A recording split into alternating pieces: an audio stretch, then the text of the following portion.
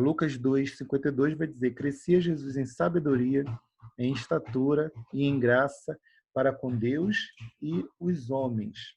Então, Jesus, ele é apresentado nos livros apócrifos, em alguns livros apócrifos, como uma criança que já era igual o Kal-El, né, da historinha lá do Superman. Tem umas histórias onde o Superman já desde novo ele levantava pedra, carro, casa, né? Desde novinho já tinha poderes.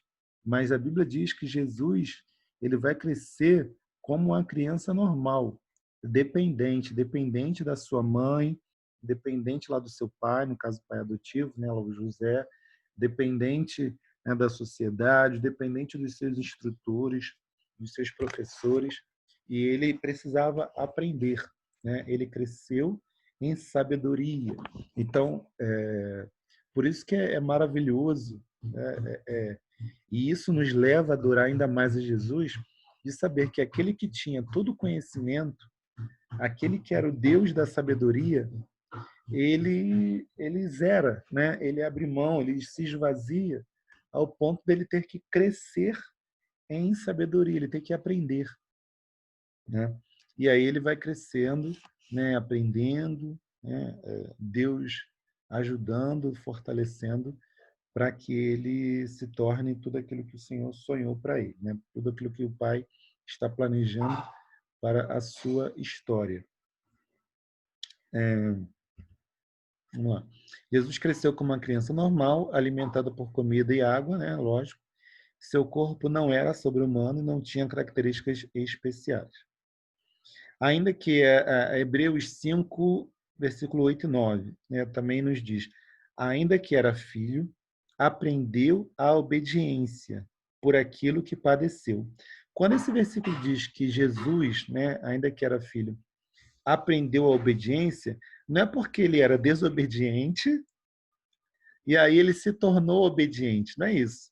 É porque ele, como uma criança, ele aprendeu qual é a vontade do Pai, qual é a vontade de Deus, o que está registrado nas Escrituras, e ele aprendeu o que é obedecer por aquilo que padeceu, e aí o texto complementa, né? O escritor aos Hebreus vai dizer: e sendo ele consumado, veio a ser a causa da eterna salvação para todos os que lhe obedecem.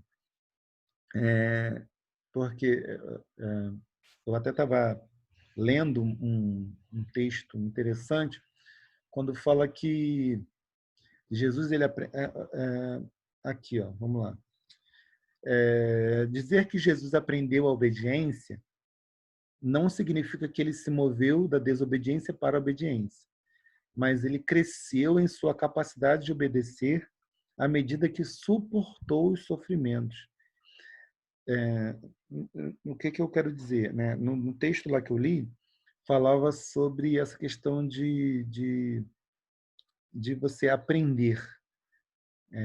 Por exemplo, se eu tenho vontade de fazer alguma coisa errada e vou lá e faço, né, essa coisa errada, eu tenho a experiência do que é errado, mas e sofro as consequências. Mas se me der vontade de fazer a coisa errada e eu não faço a coisa errada, né, eu opto por obedecer, eu tenho uma experiência. E qual é essa experiência? Essa experiência de fazer o que é correto, que é superior ao fazer o que é incorreto. Porque quando eu faço o que é correto, eu também tenho consequências, eu também tenho um resultado.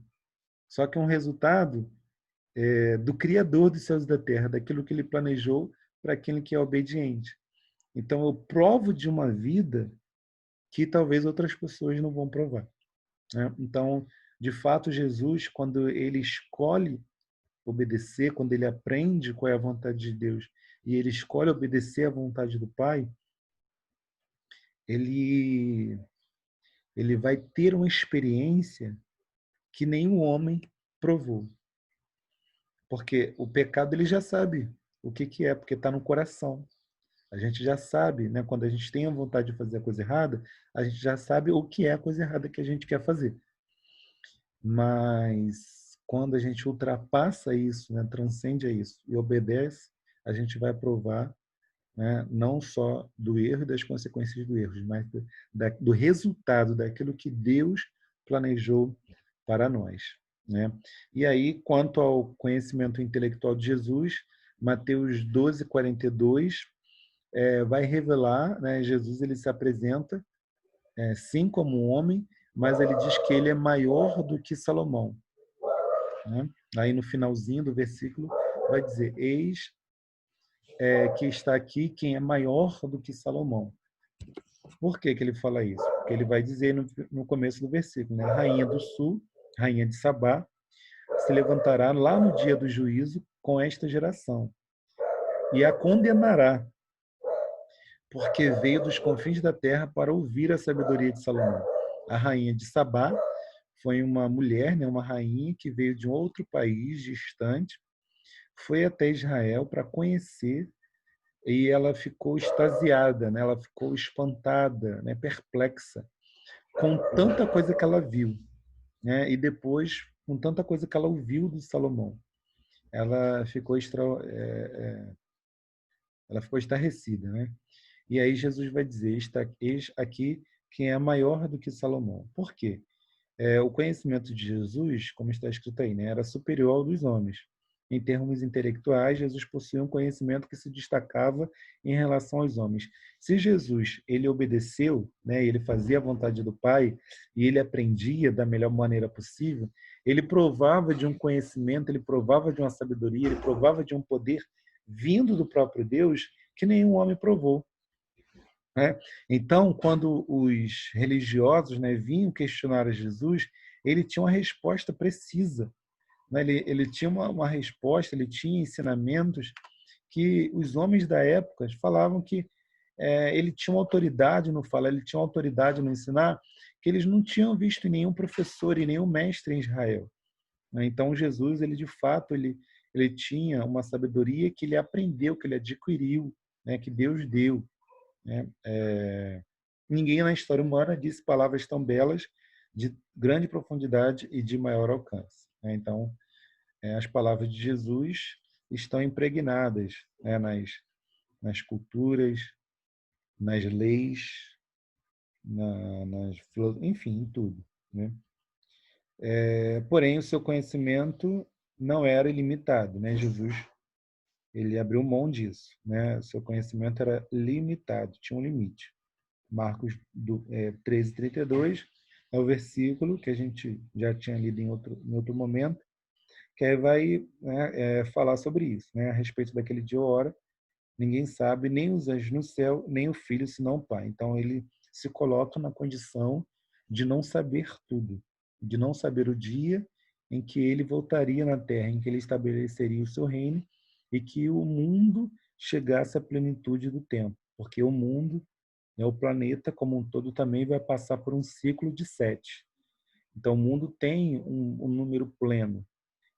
Jesus não vai falar que ele não sabe dizer quando é que isso vai acontecer, né? Só o Pai sabe. Por quê? Ele se esvaziou. Esta foi uma declaração clara de sua falta de conhecimento sobre esta informação. Jesus tinha uma mente humana, a qual, segundo a vontade do Pai, possuía limitações. Então, né, o conhecimento de Jesus era limitado. E Jesus também tinha limitações, não só de conhecimento, mas também limitações físicas. Então, suas limitações físicas eram em tudo idênticas à de um ser humano comum. Então, por exemplo, ele sentia fome. Aí está dois textos. Vocês lembram de algum momento que Jesus declara que ele estava com fome?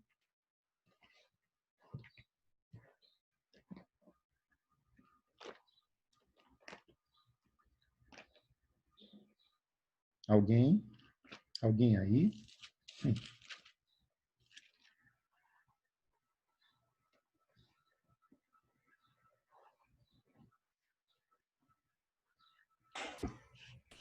Rodolfo, Oi? tem um momento que eu acho que Pedro pergunta para ele se ele não queria comer. E ele fala que Ele não veio para alimentar, eu acho que era carne, mas sim para fazer a vontade do Pai. É porque Jesus, naquele momento, Jesus estava mais interessado em fazer a vontade de Deus do que na comida física, né? Mas não quer dizer que ele não comia, ele comia. Mas naquele momento ele faz jejum. Ele prefere fazer jejum e fazer a vontade de Deus do que, né, comer, perder tempo comendo, vamos dizer assim. Mas ele tinha fome. Quem abriu a sua Bíblia, por favor, em Mateus 4:2? Leia aí, por favor, a passagem que a Roberta citou, né? Mateus 4:2. E tendo jejuado 40 dias e 40 noites, depois teve fome. Isso aí. Então, ele teve fome. A Bíblia vai dizer lá em Tiago que nós não somos tentados, né? Deus não nos tenta, né? Nós somos tentados pelo nosso próprio desejo. Então, Jesus teve o desejo de comer. E aí, Satã vai usar essa situação, né?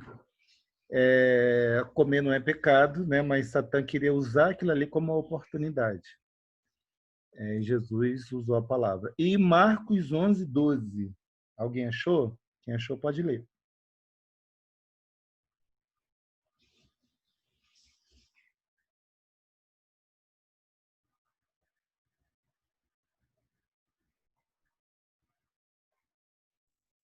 No dia seguinte, quando saíram de Betânia, teve fome.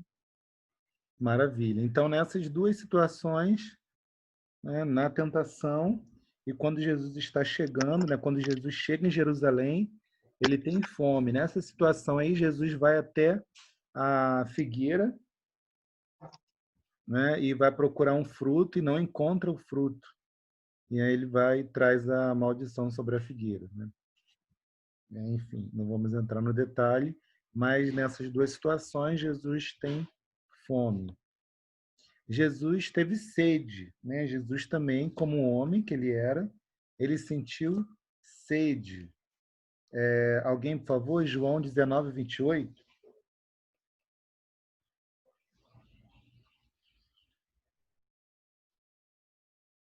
Então, Jesus está na cruz, Jesus está no Calvário, e aí ele declara o que está escrito nesse versículo aí. Depois, sabendo Jesus que todas as coisas já estavam terminadas para que a Escritura se cumprisse, disse: tenho sede. Maravilha, né? Então, ele demonstra que ele tem sede, né? Jesus ficava cansado. Rodolfo, Oi? nesse caso aí, ele teve sede ou ele falou que está com sede para que a escritura se cumprisse? As duas coisas, né? Na verdade, sim, ele estava com sede. Ele estava sentindo muita coisa ali, né, naquele momento. Ele poderia estar com fome de ter passado a noite toda, né? Depois que ele ceou com os seus discípulos, ele passou uma noite inteira, né, sendo julgado e andando para lá e para cá. Ele estava sentindo muita coisa, dor, fome, e ele estava com sede, de fato, né? Existe um salmo que vai falar desse momento, onde a sua boca estava seca, a sua língua colava ao céu da boca. Então, ele estava com sede. Mas ele não falou, ele não, em nenhum momento ele falou, estou com dor, em nenhum momento ele falou, estou cansado, né, com fome. Mas ele expressa, né, que ele está com sede porque existia uma profecia onde ele falava isso. Então, ele fala para se cumprir, né, o que estava na palavra. Deu para entender? Okay, Deus. E ele, como ser humano, ele ficava cansado, né? E aí um exemplo disso é em João 4:6. Estava ali a fonte de Jacó. Cansado da viagem, assentara-se Jesus junto à fonte, por volta da hora sexta. Perfeito. Então, ao meio-dia, além dos meses da Bíblia serem diferentes dos nossos meses, os horários também são diferentes dos nossos, né? Então, o que a Bíblia está falando aí da hora sexta, né? Então, tá chegando a tarde, Jesus está com sede, né? Está cansado, aí diz que ele está cansado, né? E ele vira-se para a mulher, né? Para a samaritana, e fala para ela, né? Dai-me de beber. Aí entra naquela questão, né? Jesus estava com sede? Estava. Mas ele usou da sede dele para abordar ela, né? Foi uma forma de abordar. Ele estava com fome também, né? Tanto que ele manda os discípulos comprar comida, né? Mas, enfim, ele usa da questão do cansaço físico, da sede, para ter uma oportunidade de alcançar aquela mulher. Sofria dor, né? Jesus, como ser humano, ele sofreu dor. Então, quem aí, por favor? João 18, 22.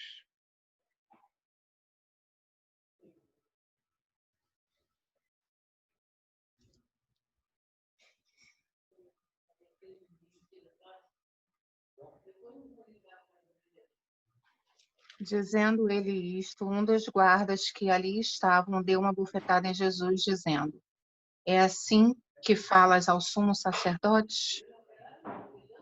Aí tem uma bofetada, depois lá no capítulo 19, vão continuar batendo nele, vão continuar zombando de Jesus, né? É uma noite, né? É uma madrugada de muito sofrimento para Jesus, né? É uma madrugada onde Jesus ele vai apanhar, ele vai sofrer, ele vai sofrer muita coisa, ele vai sofrer muita coisa. Então é importante que ele não vai expressar, né, naquele momento que ele está sentindo dor, mas como ser humano, né, ele sentia aquelas dores todas, né? Vai ter um momento que Jesus está carregando a cruz e ele cai, né, ele se cansa. Agora eu não lembro qual a passagem que está isso, né? Se eu achar aqui eu falo para vocês. Mas ele cai, né, e os soldados romanos colocam uma pessoa para ajudá-lo, né, ele a carregar aquela cruz. Jesus chora, né, ele se emociona, né, a gente vai falar mais da emoção, e ele sofre, né? Marcos 14, 32, vamos ler essa passagem?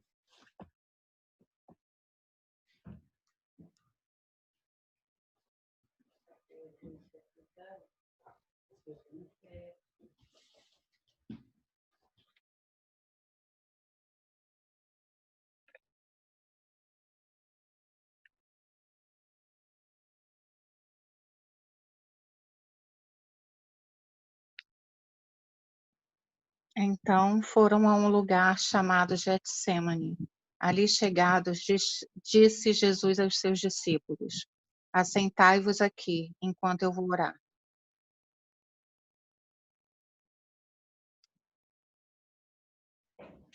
Pode continuar lendo.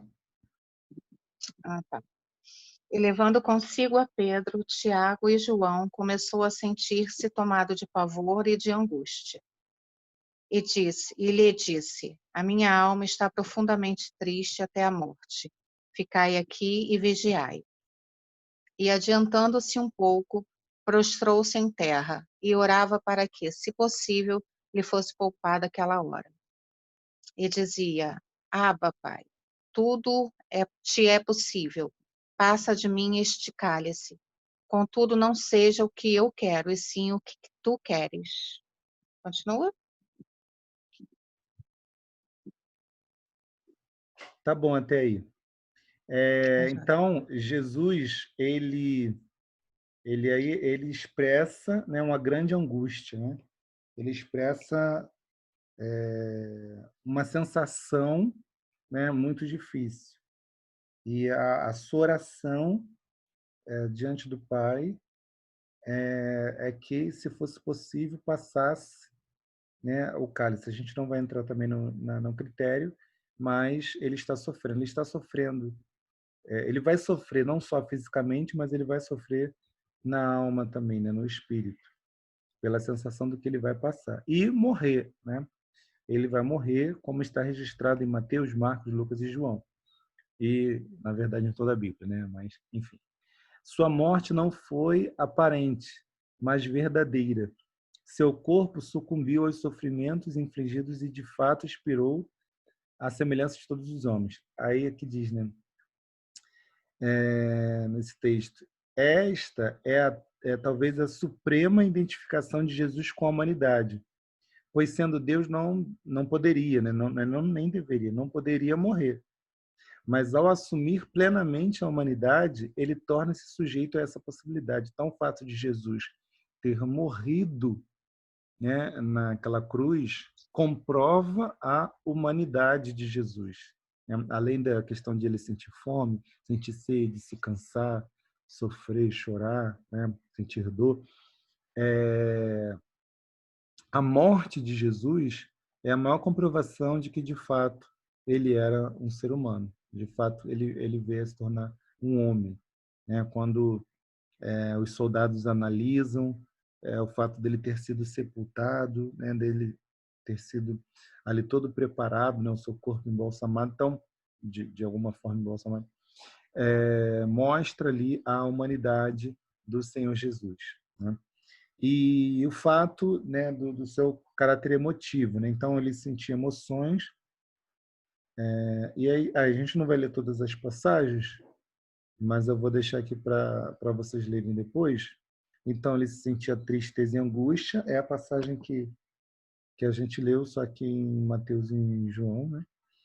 Ele sentia alegria, ele se alegrava, ele sentia indignação, sentia ira, ele se surpreendia, né? No caso aqui da fé do centurião, né? Ele fica surpreso, ele é atormentado por aquilo que iria acontecer com ele, né? Que diz, né? No Getsemane, Jesus foi tomado de grande angústia e pavor, ele estava em conflito íntimo e se atormenta pelo fato de não querer ser deixado a só.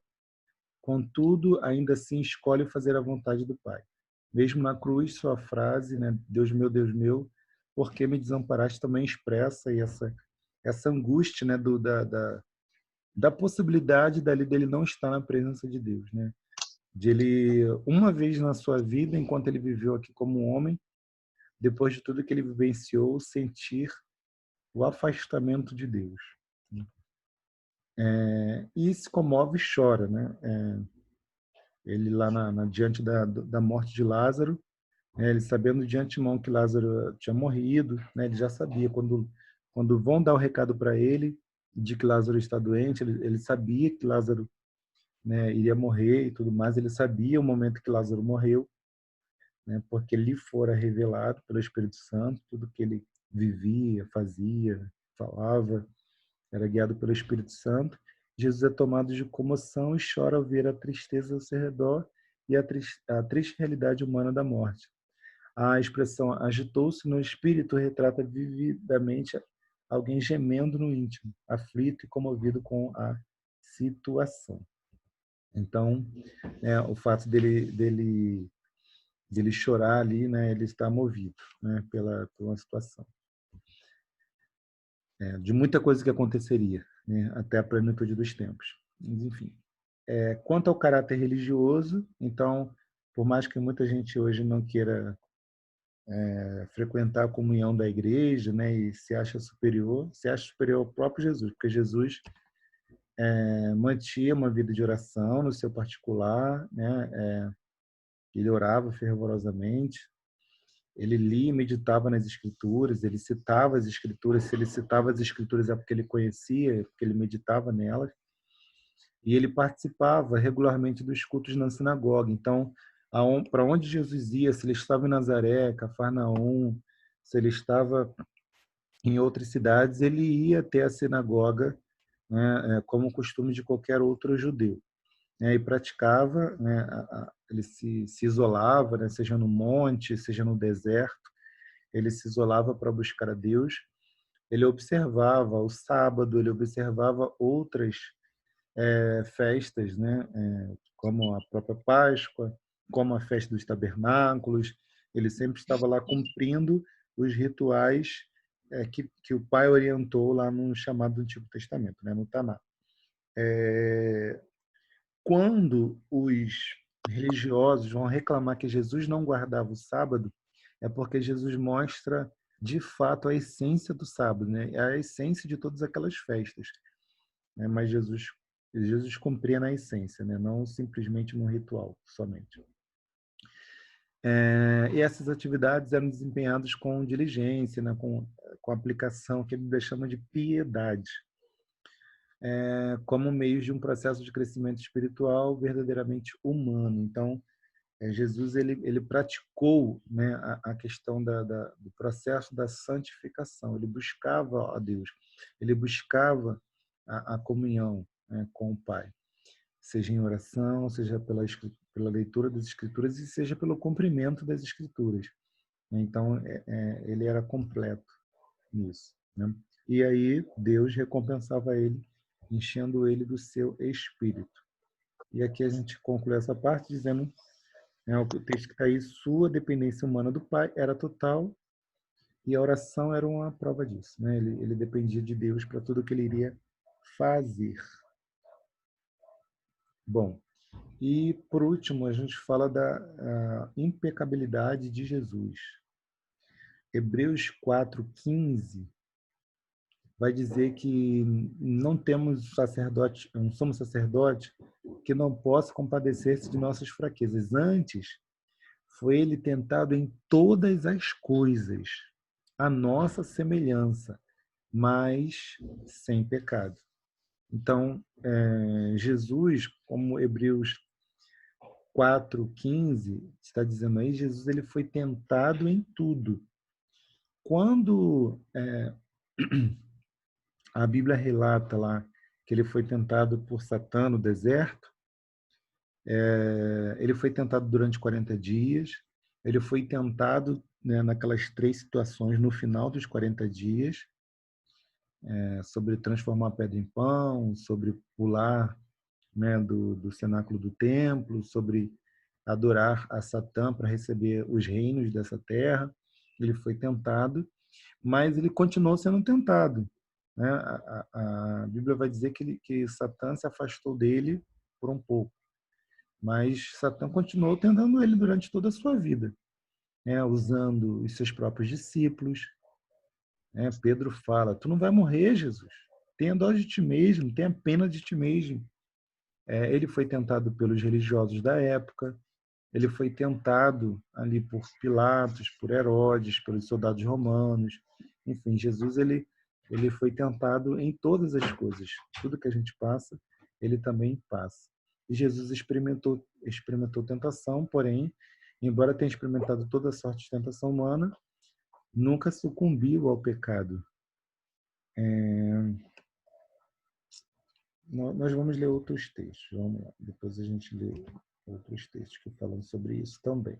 Todos esses textos aí vêm reafirmando e confirmando que Jesus é santo, que ele venceu o pecado. A Bíblia mostra Jesus como sumo sacerdote, totalmente sem mancha e feito mais alto que os céus. Então, ele é um sumo sacerdote sem mancha, sem pecado. Ele é o Cordeiro imaculado, né? O Cordeiro sem mancha. Então, comprovações de que Jesus é perfeito. Pedro nos ensina que Jesus é o Santo de Deus, está lá registrado, e que não cometeu pecado. Vamos abrir 2 Pedro 2:2. Por favor.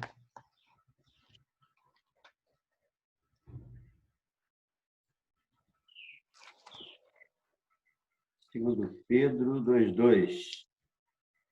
E muitos seguirão as suas dissoluções, pelos quais será blasfemado o caminho da verdade. Aumenta.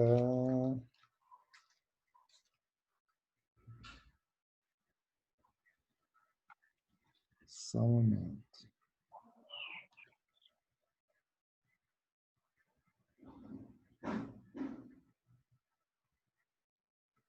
Posso ler? Não, pior que não é esse texto. 2 Pedro. Eu acho que é 1 Pedro 2:22. É o que está lá em cima. 1 Pedro.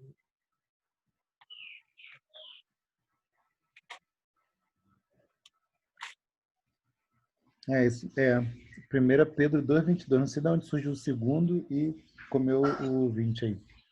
Então, lê para mim, por favor. 1 Pedro 2:22.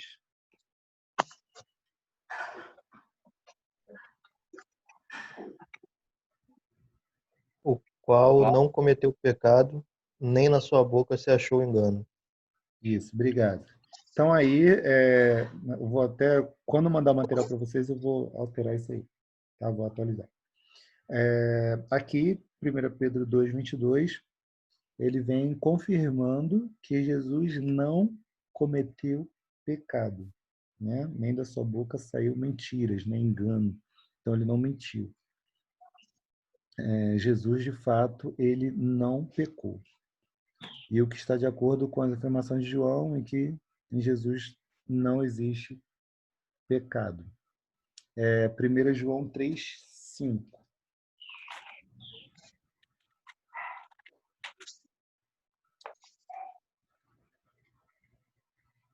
E bem sabeis que ele se manifestou para tirar os nossos pecados, e nele não há pecado.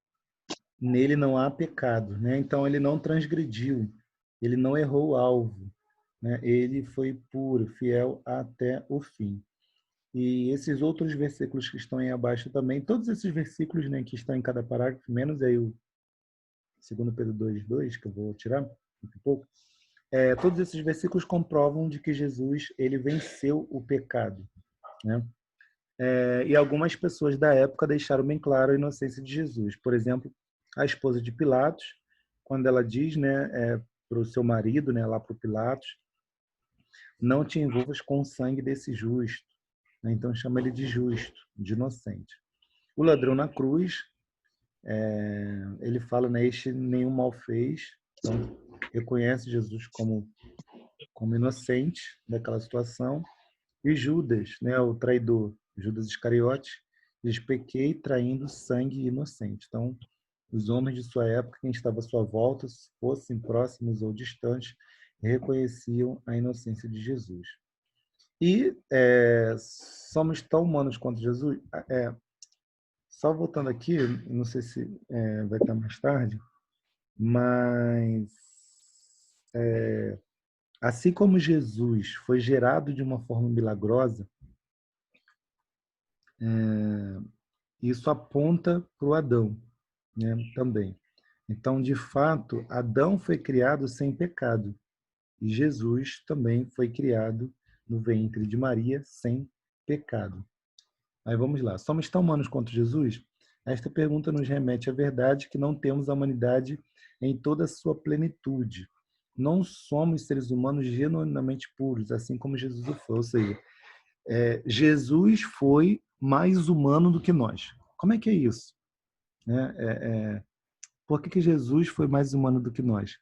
Porque tanto Adão, lá no princípio, quanto Jesus, eles foram gerados com a humanidade que Deus sonhava para todo mundo, né? Ou seja, uma humanidade sem pecado, uma humanidade sem essa questão da impureza, né? Aí aqui diz, né? Do ponto de vista bíblico, só houve até três seres humanos completamente humanos: Adão, a sua mulher, né? Os dois, lógico, antes de pecarem, né? Antes da queda, antes de se tornarem corruptos, e Jesus, né? Eles foram humanos na sua plenitude, vamos dizer assim.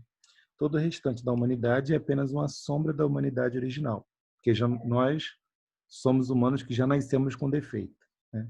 Eles foram seres humanos que nasceram, né, da forma com que Deus sonhou, né, com toda a humanidade. Nossa humanidade é totalmente conspurcada pelo pecado que tenazmente nos assedia. Palavra bonita, né? Frase bonita.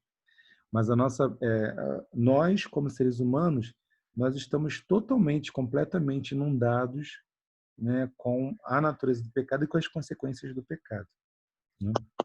E somos tentados, né, de forma mais forte. Somos versões inferiores da versão adâmica original. Dessa maneira, Jesus não é só humano como nós, como também é mais humano do que nós.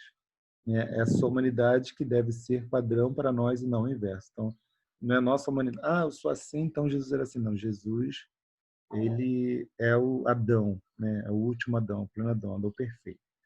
É o padrão de ser humano. Ele é o nosso padrão, não nós somos padrão dele. E a percepção dos homens quanto à humanidade de Jesus, né? As pessoas próximas de Jesus consideravam apenas humano, né? Então a gente vê situações, né? Seja no dia a dia com os apóstolos, eles não entendem quem é esse que até o mar, né? O vento e o mar lhe obedecem, né? Eles se espantam com a humanidade de Jesus. Jesus fala, né? Para alimentar a multidão e eles falam: pô, mas a gente não vai ter dinheiro para pagar isso tudo. Então, eles reconheciam Jesus como um ser humano normal, né? Jesus, de fato, foi visto e tocado pelos homens à sua volta, né? As pessoas abraçavam ele, tocavam nos seus pés, tocavam nas suas vestes, né? Como um homem normal. Então, Jesus não era um espírito, né? Existiu uma seita, vamos dizer assim, né? Existia uma heresia que foi pregada ainda na época dos apóstolos de que Jesus não era simplesmente um homem, né? Jesus era um espírito que se manifestou entre nós, né? Que Jesus não teria vindo em carne, né? Como um homem, mas sem Jesus foi visto, foi tocado, comeu, bebeu, se cansou, sofreu, chorou, se alegrou, se irritou, como um ser humano, né? Não era um espírito com a forma humana, nem um fantasma, mas um homem real, a ponto de Tomé só acreditar em sua ressurreição após tocá-lo.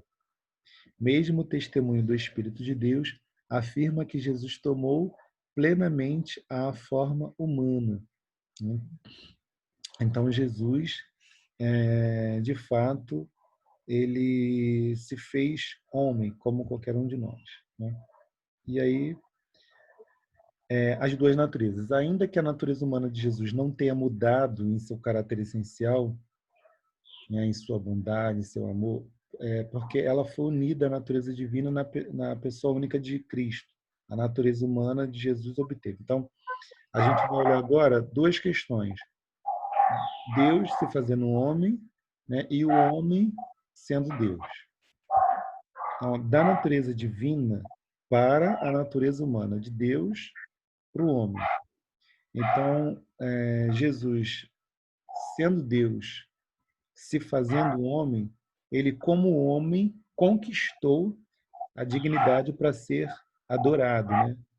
Para a sua natureza, mesmo que humana, ser cultuada, ser reverenciado, como a gente mostrou na semana passada. E ele era incapaz de pecar porque a sua natureza, né, como o primeiro Adão, né, foi criado de maneira inocente, a princípio. Da natureza humana para a natureza divina, agora o inverso, né? O homem, Jesus, que é Deus. Então, ele teve a capacidade de experimentar o sofrimento e a morte, né? Sendo Deus, experimentou a morte. E a capacidade de ser o nosso sacrifício substitutivo. A gente vai falar sobre essa questão da morte de Jesus, né, na próxima vez, mas de fato Deus, ele se coloca na nossa frente, né? Ele assume a culpa, né, e sofre as nossas dores, né?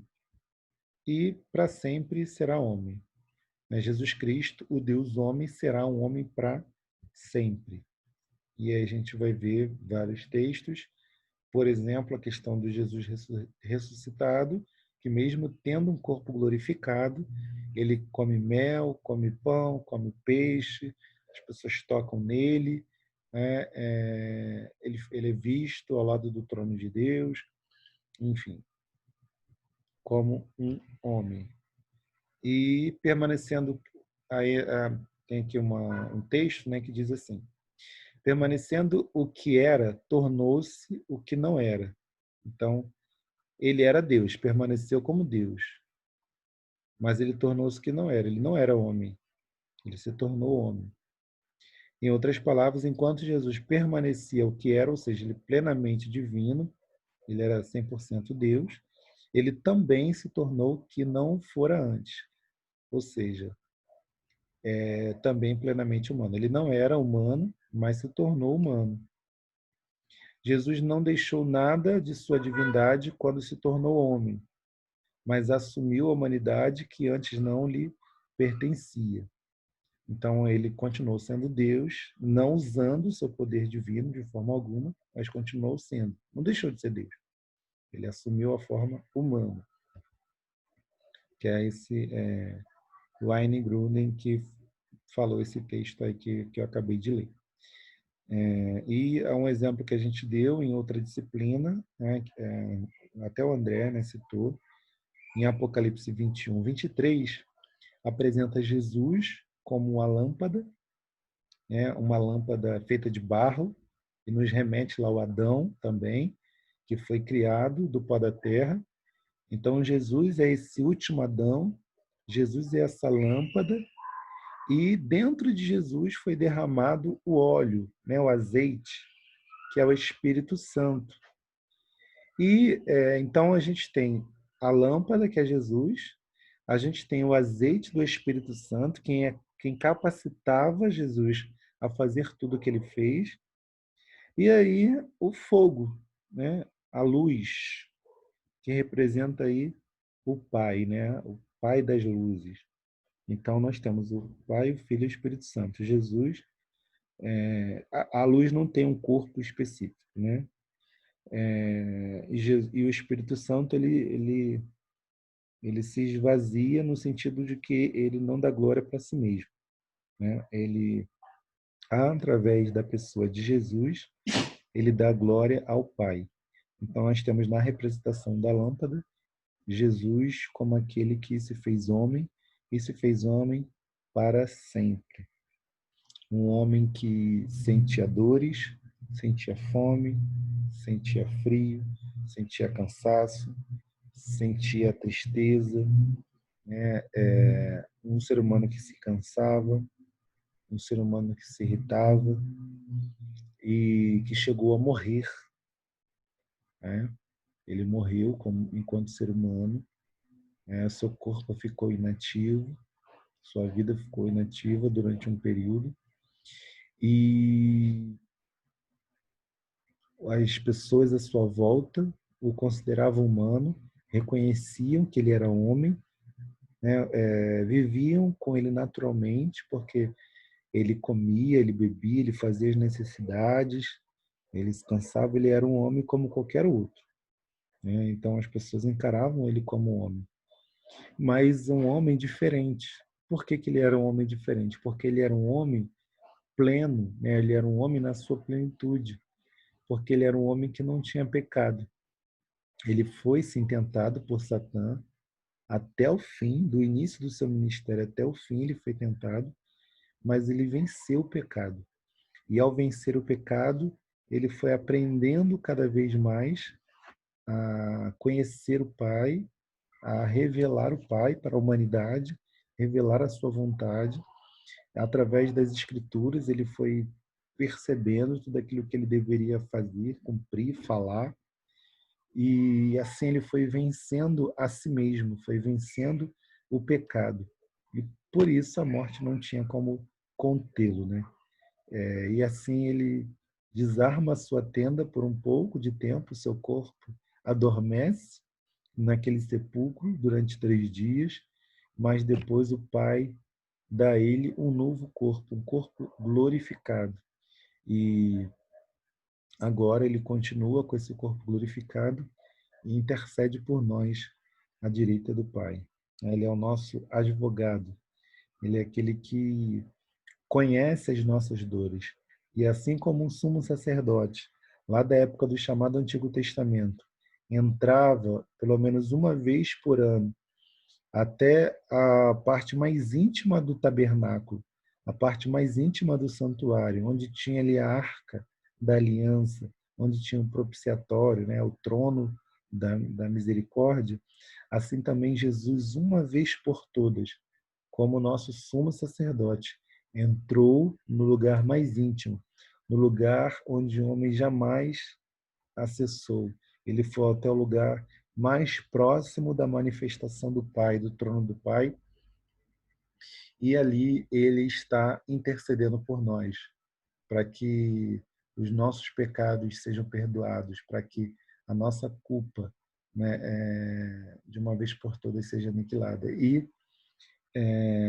ele voltará um dia, ele vai, assim como o sumo sacerdote saía do tabernáculo, né, saía do santuário para manifestar que o perdão foi alcançado, né? A gente sabe pela fé que isso já aconteceu, mas isso vai ser manifesto quando Jesus voltar, né, e resgatar o seu povo, resgatar a sua noiva, igreja, depois resgatar Israel e estabelecer o seu reino. Ele vai manifestar o perdão de Deus sobre a terra. E no fim, né, mais uma vez, ele vai celebrar essa, vamos dizer, essa festa do fim dos tempos, né? Essa festa dos tabernáculos, né? Onde nós também poderíamos celebrar uma nova tenda, né? A gente não vai ter mais essa tenda, né? Esse corpo perecível que morre, que adoece, que padece, mas a gente vai ter um corpo glorificado também, assim como ele é.